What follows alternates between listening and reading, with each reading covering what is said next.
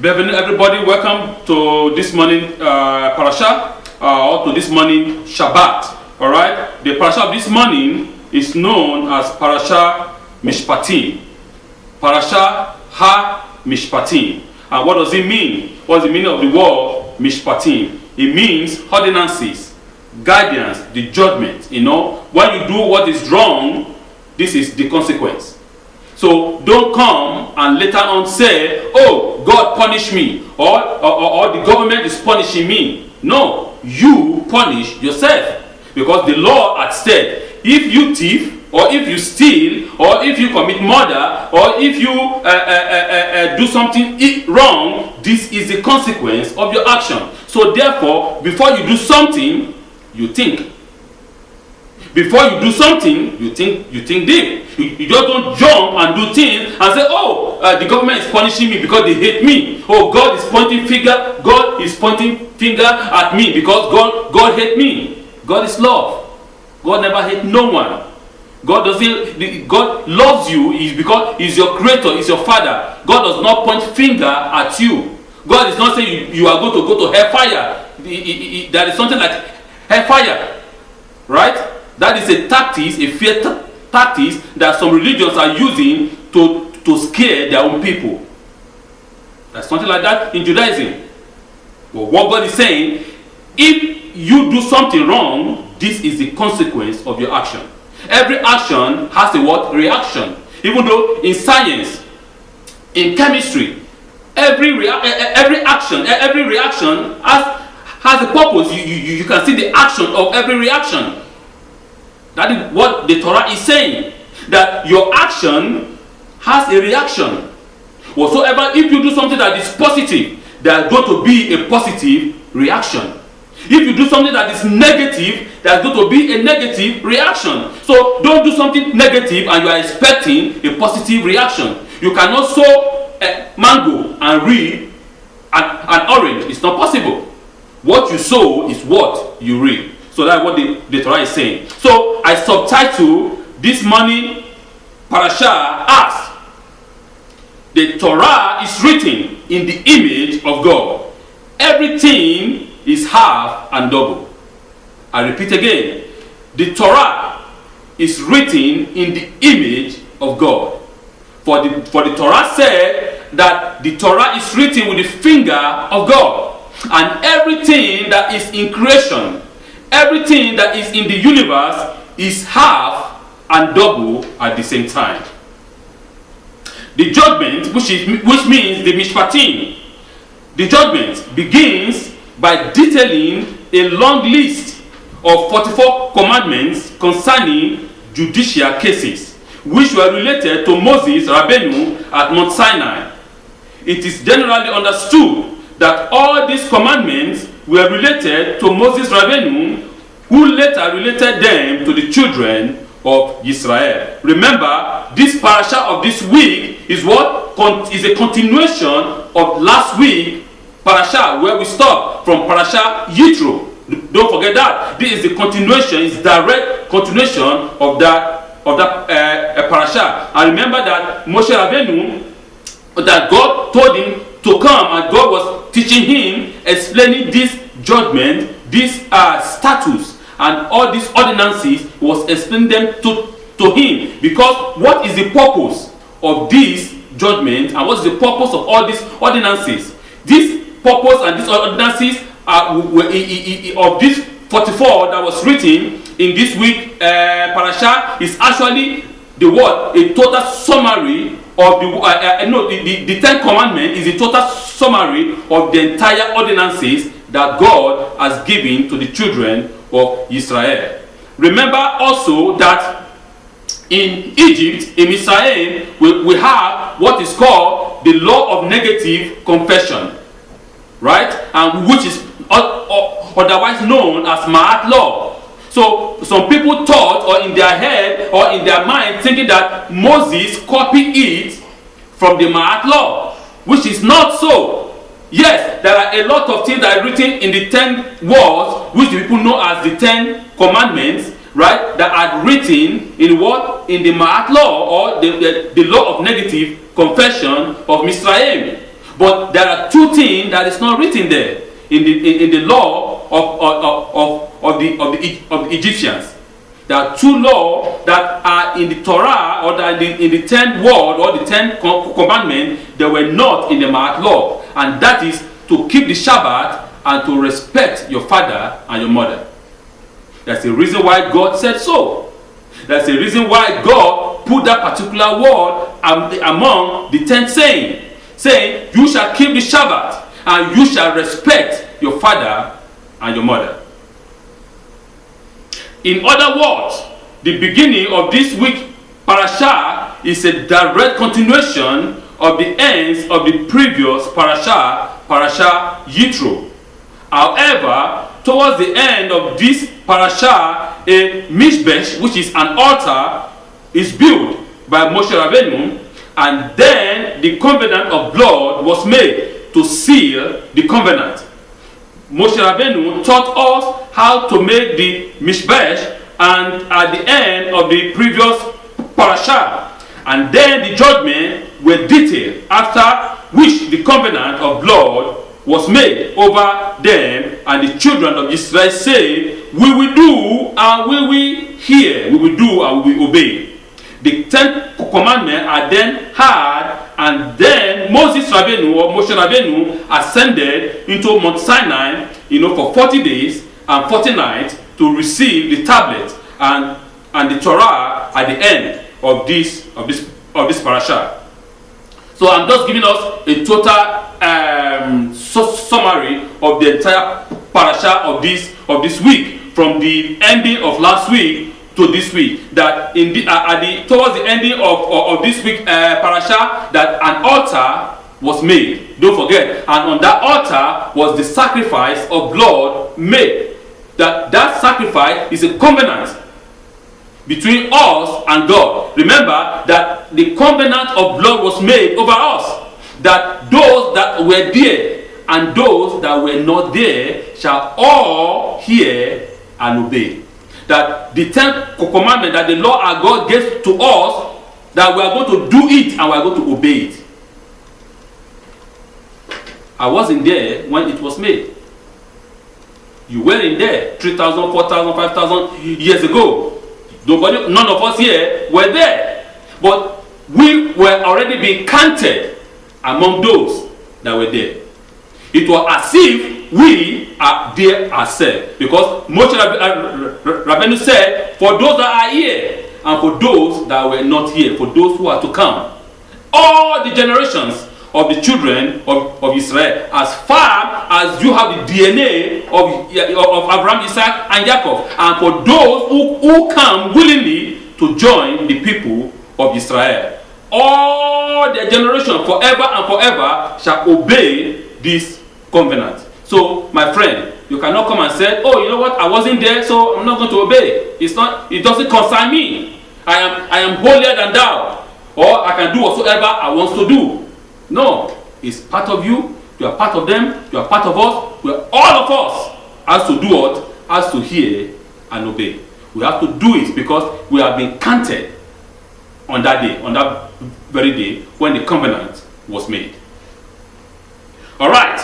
After accepting the 44 judgment, after our fathers, our forefathers, and us has accepted that we are going to do and we are going to obey what the Lord God had said, then the covenant of blood was made over us to rectify this covenant. And then the rectification took the children of Israel from the 49th level of impurity to the 49th level of purity. You see, before we were what? We were slaves in Egypt. Before we just came out as slaves, we were dirty, stinking. Because remember that most of our people, most of us were being what? Assimilated to the Egyptian community. Many people, many Israelites have been worshipping the gods of Egypt. They've been assimilated to the Egyptian society. But now, and I said, but now, the Holy One is about to do what? To sanctify us. The purpose of that sacrifice and that covenant is to sanctify us, to clean up, to cleanse away our iniquity, our sins, and our transgressions. And now we will be moved from the 49 level of impurity, of dirtiness, of stinkiness, to the 49 level of advance, of higher level of purity in the spiritual world. Inside, okay, right. So, remember that many nations of the world are still stagnant at the 49th level of impurity till this very day. There are a lot of people in the world, there are a lot of countries, there are a lot of people that are still in the world that are still stagnant on the 49th level of impurity. These people, they still worship their idols. They think in their head, they think in their mind that, oh, God has to be visual. We have to visualize God. So for us to visualize our God, we have to make him like a ram. We have to make him like a snake. We have to make him like a bull. We have to make him like any animals. They put stone, they carve stone, they carve wood. You know, they say, oh, this is their God. But our God is energy. Our God is a God of power, the God of creation, the God that made all. He doesn't have a form. He doesn't have a shape. He said, I'm not a human being. I'm not a man that have blood and bone that have a shape. Our God doesn't have a shape. You have to have a faith to be able to see. And you can see the evidence of our God in his creation. You can see the planets, the moons, you know, the suns, the stars, the creation that he has created. You can see that yes, there is an intelligent life that made all these things. That all these things did not just come just like that. Because many people think that, oh, you know what? Everything occurs or everything happens by chance. There is no chance here. There is a purpose for creation. There is an intelligent life that is behind all creations. So there are a lot of people, there are a lot of nations, you know, there are a lot of tribes that are still under their impurity. The number 50 corresponds to the 8th Pharaoh, which is comprised of the 50 gates of understanding that descend from Keter to Chokmah and to Bina according to our stages. So what I'm trying to let us to understand here is a little bit of Kabbalah here that God is giving us trying to let us to understand, because we are now at the level of 49 level of purity, and God is taking us into the 50th level, which is the most advanced of the advanced for us, because this understanding of our God comes down from the 50th gate of understanding from Keter. Keter is the highest level. After that, Chokmah, then after that, Bina. Inside the Torah is the entrance to the 50 gate of understanding. The metaphysical world, once a man reaches the 50th gate of understanding, he becomes a living soul, no longer an animal-like being. For the Yeserah wants to keep man in the perpetual state of animal-like, a state of impurity. Thus, we study Torah day and night, just as the judgments were to be read twice before and after the giving of the 10 commandments. So the 10 commandments were to be given twice before and after the sins of the golden calf. Everything is half and double. This is the law of the Torah. The law of the Torah is written in the image of God, the constant doubling and double of absolute unity of the name of the Holy One, blessed be He. To give us a more deeper explanation, that it is the inside of the Word of God, inside the Torah, that we can enter the 50th gate of understanding. Without the Torah, you cannot enter it. You have to understand the Torah from the back to the front, from the front to the back. This leads you into the 50th gate of understanding. This leads us into God Himself. It is the Torah that is a light on our path. It is the Torah that shows us the bad from the good. Without the Torah, you can't understand that. Without the Torah, human being is like an animal. Remember that God has written the Torah in the heart of every human being, of all His creation. That is why they call us human beings. A being. A being means something or a soul with intelligence, not an animal. Okay? Because an animal do whatever they want to do, they walk with instinct. But man does not walk with instinct. Man walks with intelligence. So that is what the Torah is saying. He's saying that it's because Yesera, that is your evil inclination, wants to keep you in the animal state like. So in the form, in the state of an animal, so that you can continue to misbehave and say, oh, it is my right. You know, I can do whatever I want to do. It is my life. That means that you have no intelligence. That means that you are following, you are leading yourself in the path of destruction. You say, oh, the Torah is of old. They call it Old Testament. This is old. I don't care about it. There is a new one. They call the New Testament. You know, that we have now. That one is more superior. That is more clean. You know. But the Torah states that there is nothing new under the sun. Everything is of old. Nothing new. God has given us everything from old. The Torah has been designed before creation. And that is why He said, I am giving it unto you, the children of Israel. Why is God saying, I am giving it unto you, if it is just designed now? No. Torah is not designed at that moment. Torah was not designed on Mount Sinai. No. Torah has been existing before creation, because God in His wisdom, God in His understanding, God in His immense power has already given us, has already designed the Torah as a remedy against Yesera. He said, he said that God created the Yesera, God created the evil inclination, and God created the Torah as a counterbalance. So before creation, Torah has been existing to counterbalance the Yesera.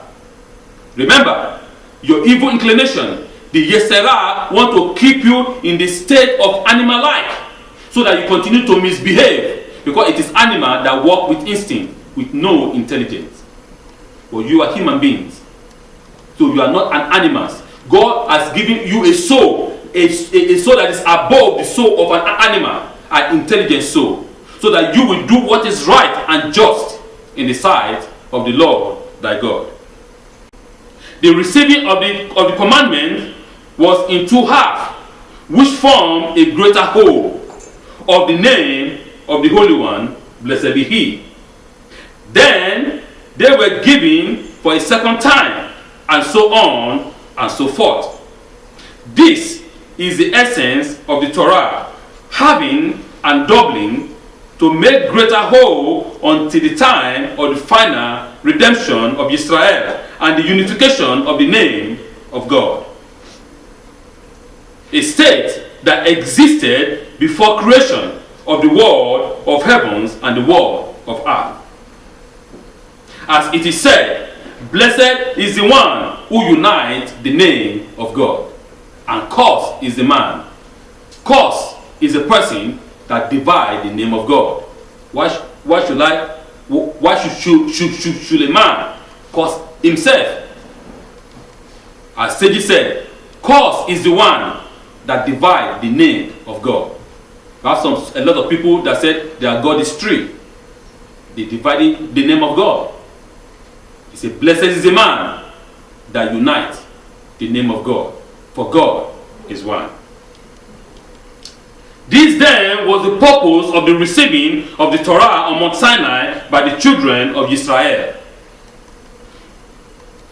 to reunification, to reunify the name of God, so as to usher in the final redemption of Israel with the completion of the mission of the Tikkun Olam that was placed upon Abraham and his descendants, the children of Israel. The purpose of the law, the purpose of the Torah, the purpose of the Torah that God gave to the children of Israel is to reunification of the name of the Holy One, blessed be He. To reunify the name of God as it was before the beginning. That is our purpose, to do what? Our mission is to complete the Tikkun Olam. Is to complete it. And together with our Creator. And that is why our Creator gave us intelligence, knowledge. He didn't make us like an animal. He didn't create us like a dog or like a cow or like any animal with only instinct. Because He said, you are a being, a being like me. Because I want us together to work together to do what? To rectify this world. I know the way I created it, that is the way I want it to be created. But we have to work together with our Creator to do what? To complete it. That is why He didn't make us like a robot, like a zombie, boom, boom, boom. No, He gave us intelligence. Together with our Creator, together with Him, we rectify the world. So God is saying that everything in nature, everything in life is double and half. From the smallest microscopic organ is doubling and is half. Your DNA speaks about it. The DNA of a man is double and is half.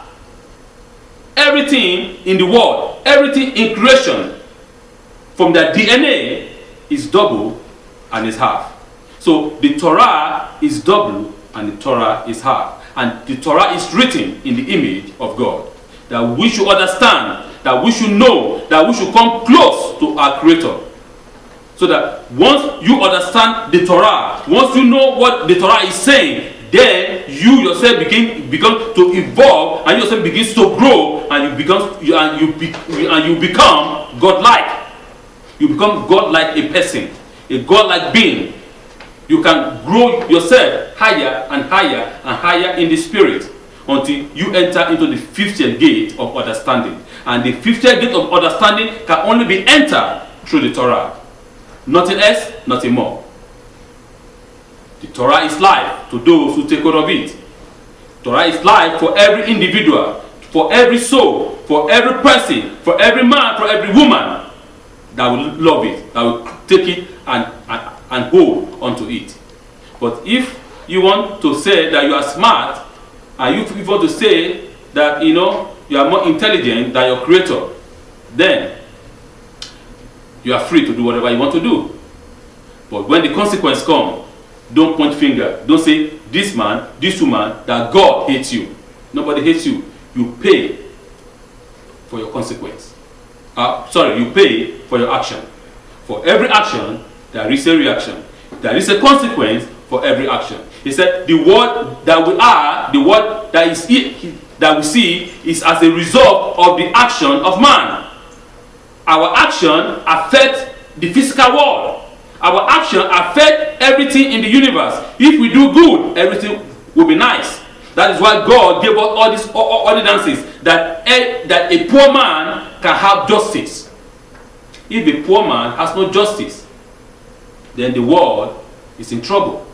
Because in the world that we live in now, only the rich man has justice or have justice. Because he has the money to employ the biggest lawyer in the world. But the poor man has no money, right? A poor man cannot afford a lawyer. So therefore, justice is denied a poor man. But God is saying, if you follow me, if you follow the Torah, if you do exactly what it is written here, then the world is a simple place. It's an easy place. Man make it hard. Man turn everything upside down. Man make the world a hard place to live because of his corruption. Because man become corrupted with his own understanding, with his own knowledge. Parasha HaMishpatim. Parasha Mishpatim. The Torah is written in the image of God. Everything is half and doubly. Shabbat Shalom.